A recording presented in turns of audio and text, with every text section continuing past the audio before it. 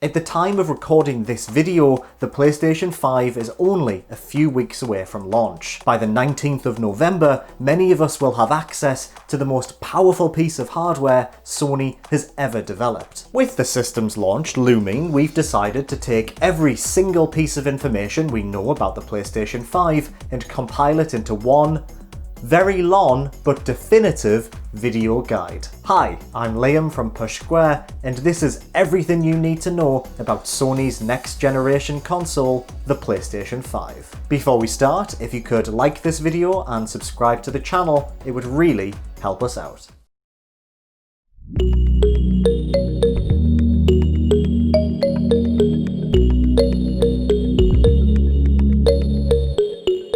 Okay, let's start off with the basics. The console is called the PlayStation 5. What else were you expecting? The PlayStation Series Y? The new PlayStation 3DS XL? Come on, it's the fifth one, there's no need to overcomplicate things. The PlayStation 5 launches on the 12th of November in the US, Japan, Canada, Mexico, Australia, New Zealand, and South Korea. The rest of the world, including the UK and Europe, will get their hands on the console 1 week later from the 19th of November. The PlayStation 5 will be available in two models. The first is the standard model, which includes a 4K UHD Blu-ray drive, which allows you to play physical copies of both PlayStation 5 and PlayStation 4 games, as well as disc-based Blu-ray movies. The second is the digital edition, which does not include a Blu-ray drive. This means that you will only be able to play digital PlayStation 5 games, as well as any digital PlayStation 4 titles associated with your PlayStation Network account. The PlayStation 5 will cost $499.99, €499.99, £449.99, and 49,980 yen. The digital edition is slightly cheaper, releasing for $399.99, €399.99, £349.99, and 39,980 yen. The PlayStation 5 looks... well, it looks unique, I'll give it that. The console has two detachable white side panels that contain the actual system itself. The system is huge, the biggest console Sony has ever made, measuring 104mm wide, 390mm high, and 260mm deep. If you're still not sure just how big the PlayStation 5 is, don't worry, we've got a dedicated video where I built a PlayStation 5 out of cardboard just to see how big it is. Spoilers, it's massive. The console can either be placed upright or on its side via the use of an included plastic stand. The digital edition looks the same as the standard model, albeit slightly thinner, as it doesn't have that bulky disc drive. The PlayStation 5 is the most powerful PlayStation that Sony's ever made. In addition to a supercharged, customized CPU and GPU, the system also plays host to an ultra-high-speed SSD hard drive, allowing for lightning-fast loading speed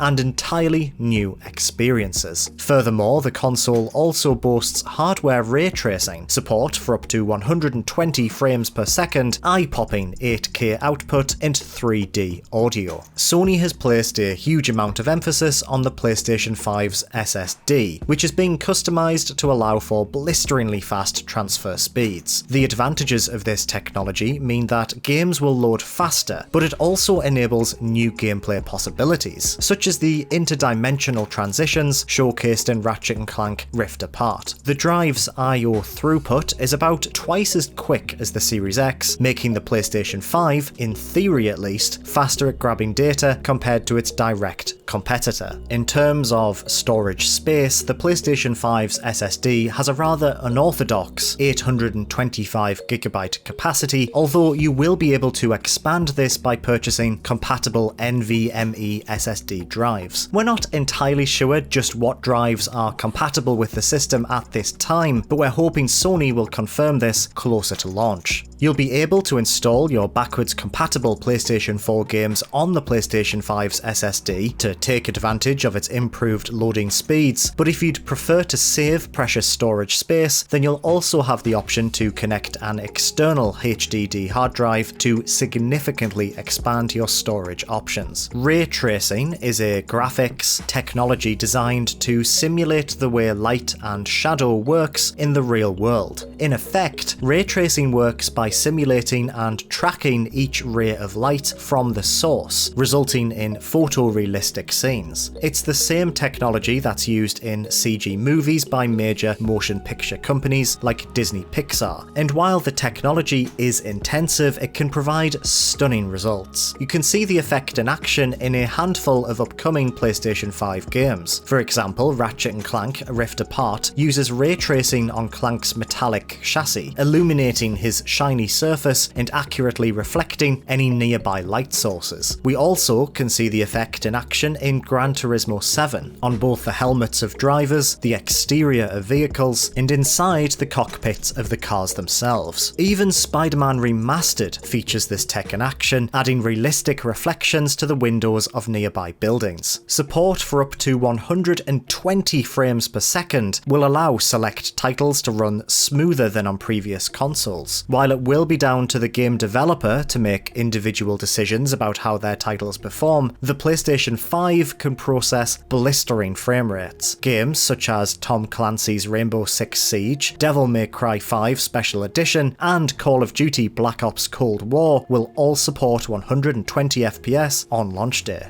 8K output means that the PlayStation 5 will be compatible with 4320p resolution displays. Once again, resolutions will be down to each developer's own discretion, but you should expect the vast majority of titles to run at a far less demanding native 4K with HDR. 3D audio, powered by PlayStation 5's proprietary Tempest engine, refers to the simulation of spatial positioning across potentially thousands of different sound sources. Effectively, the technology allows the console to render sounds in a more natural manner, meaning that the console can simulate spaces and accurately place sounds in accordance to your position within them. For example, if someone walks behind you, the PlayStation 5 will process the position of those footsteps and you'll hear them as if they're occurring in real life. Although we're not entirely sure what to expect from the chip just yet, the possibilities for increasing immersion when using a PlayStation VR headset are very exciting indeed. So what is the technology responsible for all of these impressive next-gen features? Well, the PlayStation 5 contains the following hardware. What does any of that mean? I have no idea, but it sounds really good. While we're here, what's a teraflop? I'm too afraid to ask. Dualsense is the name of Sony's next-gen PlayStation 5 controller and is an iteration of the DualShock line of peripherals, which was first introduced on the PlayStation 1. The handset shares a similar design philosophy to the PlayStation 4 controller, the DualShock 4, although it's been given the DualSense moniker due to its improved immersion properties. Among its key features are haptic feedback, adaptive triggers, and a built-in microphone array. Haptic feedback functions similar to the rumble motors you find in the DualShock 4, but the sensation is much more precise, allowing for more defined sensations during gameplay. Adaptive triggers allow the controller's L2 and R2 buttons to dynamically adjust the resistance you feel when pulling them, meaning they'll tighten when you pull a bowstring taut or require a firmer squeeze when you attempt to brake at high speeds. The built-in microphone array means that you'll no longer need a headset to communicate with friends and strangers in online games. While you'll be able to connect a dedicated microphone if you prefer, basic communication will merely require you to speak into the DualSense controller itself. As for the controller's Create button, the functionality has been touted as an evolution of the DualShock 4's Share button. Located to the left of the PlayStation 5 controller's touchpad, Sony said that it's pioneering new ways for players to create epic gameplay content to share with the world or just to enjoy for themselves. themselves. We've seen very little of what the create button is capable of, but it has been confirmed that the button will capture both video and screenshots in a 4K resolution. The Dualsense will cost $69.99 in the United States, €69.99 in Europe, and £59.99 here in the UK. Sony has yet to confirm how long the controller's battery life will last for at this point in time, but this statement from Sony from earlier this year sounds promising, at least. Quote, "We also took thoughtful consideration into ways to maintain a strong battery life for Dualsense's rechargeable battery," the company said. It will also have a more up-to-date charging cable in the form of a USB Type-C connector. The PlayStation 5's user interface was recently revealed via a State of Play presentation, confirming a number of long-rumoured features such as activity cards and enhanced party chats. This is what the home screen of the PlayStation 5 looks like. The entire UI is optimised for 4K HDR displays and looks gorgeous as a result. The most notable change is that games and media are now split into two separate home screens, removing the currently awkward process of navigating to a dedicated media app in order to watch Netflix or YouTube. As with the PlayStation 4, games and other various game-related apps are represented via square icons placed across the top of the screen. Hovering over them reveals a full-screen image as well as various bits of information such as latest news, trophy information, and relevant activity cards. The home screen also includes an Explore section that will display the latest information and trending video content for games and topics you've subscribed to. A notable change comes in the form of the PlayStation Store, which is now integrated into the PlayStation 5's UI instead of being a separate application. This should result in a much smoother purchasing experience this time around compared to the often janky dedicated applications found on previous consoles. Looking at you, PS3 PlayStation Store. Oh, you didn't even try, you were just bad. Accessible at any point via a press of the PlayStation button or displayed automatically, resuming from rest mode, the Control Center is a brand new in-game hub that allows you to quickly access system features at any point. A bar that appears across the bottom of the screen lets you view notifications, your friends list, now called Game Base, music options, sound options, mic options, view currently connected accessories, access your profile, and select from a number of power options such as rest mode. Interestingly, this section also contains an option called Switcher. We're not sure what this functionality does just yet, but our best guess is that this is a method of quickly swapping between paused games, similar to the Xbox Series X's Quick Resume feature. The biggest new feature, however, comes in the form of activity cards. Alongside displaying game invites and your recently captured media, activity cards display contextual information about your current game. This includes your current progress for individual levels, specific challenges, and trophy information. The idea is that when playing a game, activity cards give you the opportunity to jump into a task you may not have completed yet, such as finding a hidden collectible in Sackboy: A Big Adventure. The card will even provide you with an estimate of how long the activity should take, allowing you to efficiently make use of your limited free time. Activity cards are also visible for individual games on the PlayStation 5's home screen. Another new feature is Game Help, accessible from an activity card. Game Help provides system-level guides for challenging tasks, displaying text and video content to help you complete your goals. Guide videos can be snapped either alongside gameplay or on the screen itself, allowing you to keep it in focus without obscuring the game itself. Game Help requires a PlayStation Plus subscription, and its implementation is up to the individual developers. Party chats will receive a number of additional features on the PlayStation 5. Voice chats can be joined via interactive system notifications, allowing you to jump straight into a party without having to pause your game. Party members can also share their screen with their friends, inviting them to watch their gameplay as it happens. Screen shares can be snapped or pinned to the screen, just like the videos found within Game Help. Okay, now for arguably the most exciting part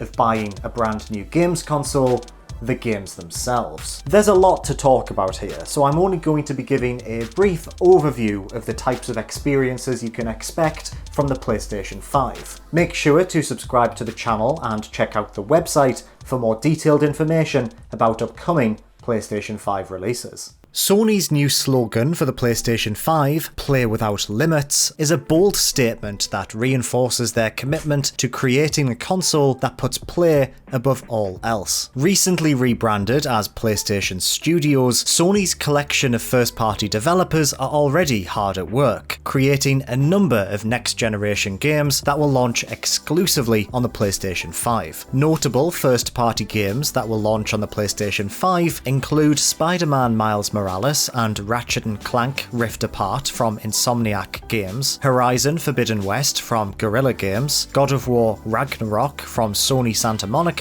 and Gran Turismo 7 from Polyphony Digital. We're sure even more will be revealed in the months following the release of the PlayStation 5. The PlayStation 5 will also have strong support from third-party developers. Some key third-party releases that will launch around the PlayStation 5's release include Assassin's Creed Valhalla, Godfall, Watch Dogs Legion, Call of Duty Black Ops Cold War, and Fortnite. The majority of third-party games will be available on both the PlayStation 5 and the Xbox Series X, with certain releases no doubt including exclusive content for those who buy the game on Sony's next-gen system, as we've seen happen throughout this current generation. We're at the point now where multiple games are being confirmed as PlayStation 5 launch titles every single day. We'll be making a more up-to-date video about this topic closer to the console's launch. However, exclusive launch titles include Astro's Playroom, which will come pre-installed on the console itself, Demon's Souls, Destruction All-Stars, Marvel's Spider-Man Miles Morales, and Sackboy: A Big Adventure. The PlayStation 5 is backwards compatible with PlayStation 4 titles, meaning that you'll be able to play thousands of existing PlayStation 4 games on your PlayStation 5 at launch. Some games will even come with slight enhancements, such as Ghost of Tsushima, which can be run at 60 FPS on PlayStation 5. Only 10 PlayStation 4 games will not be compatible with the PlayStation 5 at launch. That means that a whopping 2,948 PlayStation 4 games will be playable on the PlayStation 5 at launch. That's a lot of games. Sadly, there will be no support for previous PlayStation platforms on the PlayStation 5, such as the PlayStation 1, PlayStation 2, and PlayStation 3. Boo, hiss, etc. Certain PlayStation 4 games will allow you to upgrade them to their next-gen versions, enhancing them with new technology and allowing them to take advantage of super fast loading times and improved frame rates. Most titles will provide next-gen upgrades to owners of previous generation copies for free. Games such as Assassin's Creed Valhalla, Borderlands 3, Marvel's Avengers, and Cyberpunk 2077 will all receive free next-gen upgrades. Some releases require you to purchase special editions to take advantage of this upgrade scheme, however, such as NBA 2K21 and Control. Others, such as FIFA 21, will only offer an upgrade for a limited amount of time. It's worth checking online before purchasing, just in case. PS5 games will RRP for $69.99 and £69.99. That's really steep.